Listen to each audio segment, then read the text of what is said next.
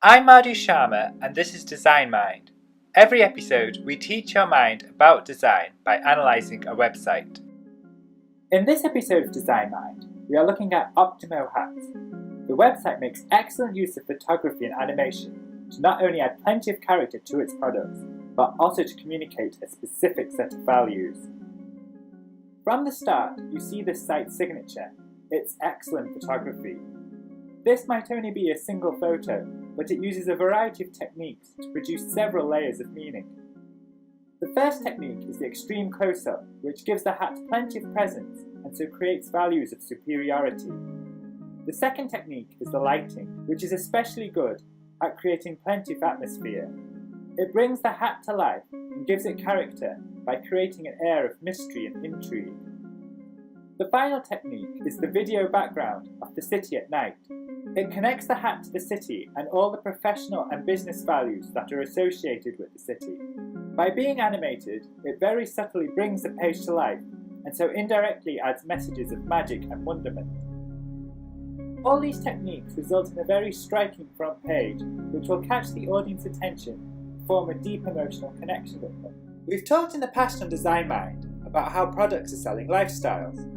This opening page shows that Optimo hats are for people who want to appear as sophisticated and connected to their business/city lifestyle, but also want an air of mystery around them. Let's analyse the product listing page. Once again, the photography and design reinforces the brand's core values. Each hat is positioned at a different angle, which provides them with character and individuality. If you look carefully, you'll notice that none of the products display a title until the user hovers over them. That's because, even despite the large number of hats, these products don't need titles to identify them. Instead, they can stand out on the strength of their visuals alone. The underlying message is that any of these hats will help make the customer appear unique and individual. The page itself is very simple. The spotlight background is a great touch, as it not only keeps attention on the products, but also elevates them, which again reinforces messages of superiority and luxury. When hovering over the product, not only is the title displayed, but a rising animation is used. Again, the animation adds to the personality of the hats. Let's analyse the product page. The product page uses three key techniques. First off, the page directs the user's attention to the product. The hat is the largest element, and its strength is emphasised by this division between text and image, which clearly relegates the text content out of the way to a secondary position. The second technique is the photo of the hat. Its large size allows the user to clearly see the texture in detail. As we've discussed on previous episodes of Design Mind, such details allow products to feel more real and so establish an emotional connection with the user. Finally, the photo again makes use of brilliant animation. This really helps to add to the character of the product. The typography treatment for the text is great. The headline, in particular, has a strong sense of elegance and sophistication. This body text area, however, is a bit weak, mainly because it's too dense to read effectively, especially due to the all-uppercase type. The text contains information such as sizing and measurements, and it would have been better if these had been broken out into lists, as it would have made it more accessible. This shadow here also seems a bit unnecessary, as the space between the heading and the body text already provides a strong division. One odd thing about the product pages is that they don't actually allow online purchasing. A separate page on the site explains that an online store is coming soon. However, it would have been better if they'd put an email form on each hat page, so the user can request more information. That way, the site could build up a database of interested users, which they could email when the e-commerce becomes available. Let's analyse some of the other pages on the site. The other pages tend to follow the design of the home page, using wonderful photography that fills the screen. The photography has been blurred. This helps to make the headline stand out more, but other than that, it seems a bit pointless, especially as it reduces the effectiveness of the photos.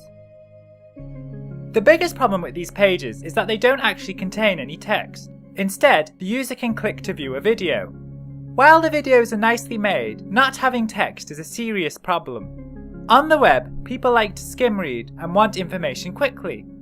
Having to sit through a video to learn about a product goes against this web usage mode, and so just creates frustration. A further problem is that these pages can sometimes take a long time to load. There's nothing worse than waiting for a page to load, only to find that there isn't actually anything there that was worth the wait.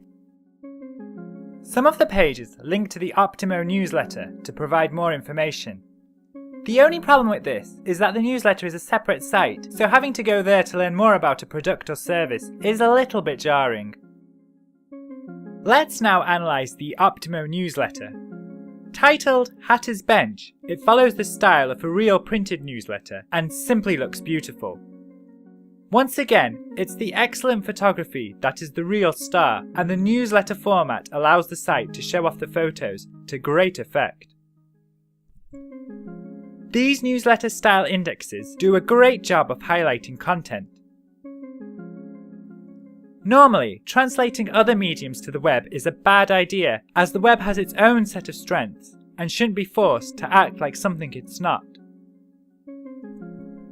The reason why Hatter's Bench works so well is that the magazine elements it has incorporated are examples of good design in general, as opposed to being magazine-specific elements.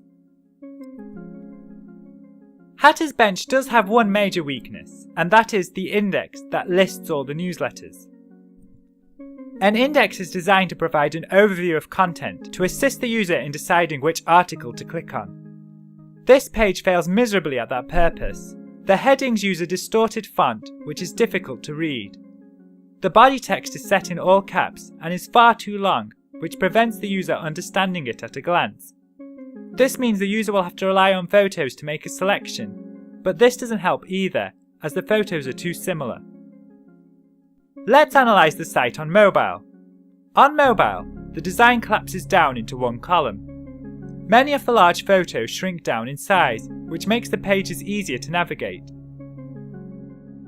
The navigation changes into this tree-like menu, which works fairly well, as by being divided up into categories, the user is never presented with too many links at one time.